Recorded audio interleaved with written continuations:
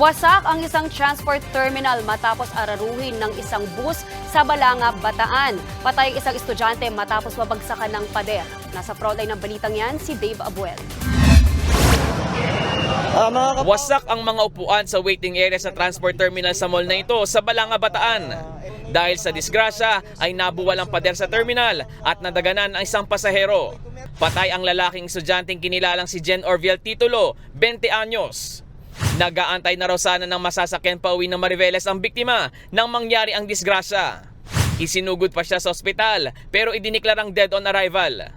This is victim po natin is nag-cause ng head injury dahil nga po dun sa nabagsakan po ito ng concrete wall na na-damage naman dahil nga po dito sa pagbangga ng bus.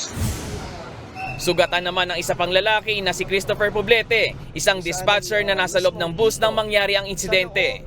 Dahil sir doon sa impact ng pagbangga ng bus, nahulog po siya mula sa loob ng bus, doon siya po nag-sustain ng injury niya, ng kanyang shoulder injury.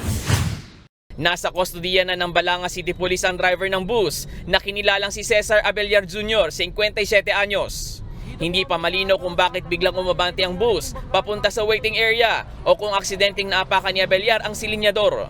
Nang ininformahan siya ng dispatcher na turn niya na para magsakay ng pasahero, and inignite niya na yung makina ng sasakyan niya, and from that instant bigla pong umarangkada na yung bus sa hindi niya rin po malamang dahilan. Posibleng maharap sa reklamong reckless imprudence, resulting in homicide, physical injury and damage to property ang driver ng bus. Patuloy na iniimbestigahan kung may iba pang mananagot sa insidente. Nagbabalita mula sa Frontline, Dave Abuel. Mga kapatid, Jess De Los Santos po, huwag magpahuli sa mga umaaksyong balita at napapanahong issue sa bansa.